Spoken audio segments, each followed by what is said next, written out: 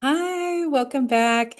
This is part three of our no budget, no video editing, lo-fi macro tutorial. And this is part three of ADAS. And I recommend going over to Review Econ with Jacob Reed to get some of the basics of this, but I want to just delve more deeply into the long run aggregate supply curve based on background knowledge of that. So go over to his stuff first and then come on over here.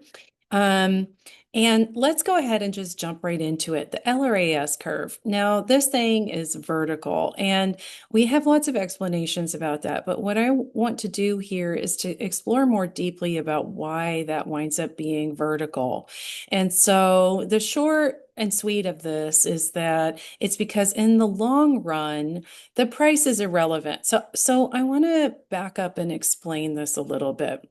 Okay, I want you to think about your potential. Okay, think about, you could go to an incredible school, Harvard, right? And how much would you pay for that? Well, let's say it's about $100,000 a year, what with tuition and housing costs and all that kind of stuff.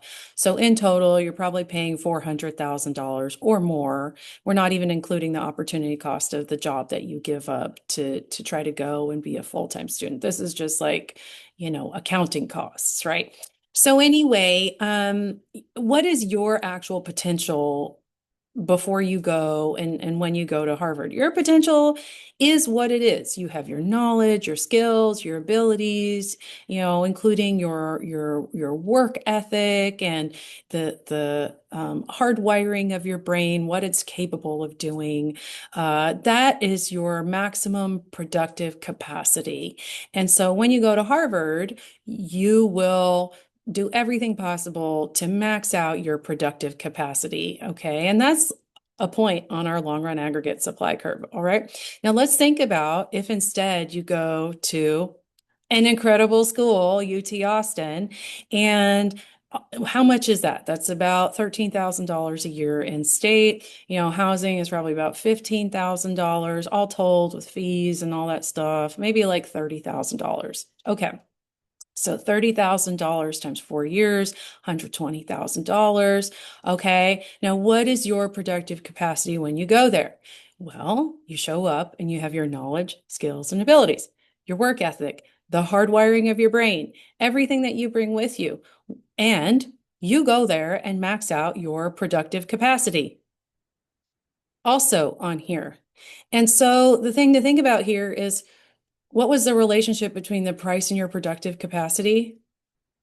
Nothing. There was no relationship. Your long-term potential is your long-term potential. It will always be whatever your optimal capacity actually is, regardless of the price that is paid in order to exercise that. And that is like our long-run aggregate supply curve.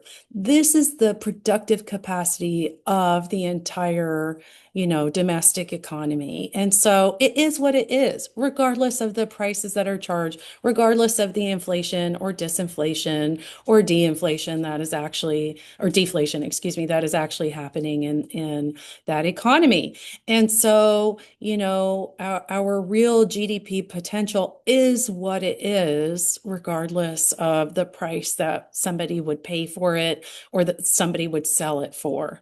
And so that's how I really want you to think about this. When they say that LRAS is basically like a straight line PPC curve, that's really what they're talking about. Okay. And that's why we don't have price on the PPC. I mean, yes, it's a different model. We're modeling, the trade-offs and opportunity costs of choosing one potential output instead of the other. Okay. And this is sort of like all of our outputs on one graph. But still, we don't see a price on PPC because it's irrelevant when you're talking just about our productive capacity. And that's really why this winds up being a vertical curve. Okay. And then just a couple quick things I wanted to throw in before we move on. Okay. You can see I put this little shortcut here. Natural rate of unemployment. You're never, never, never, never, ever, ever going to actually label that on here.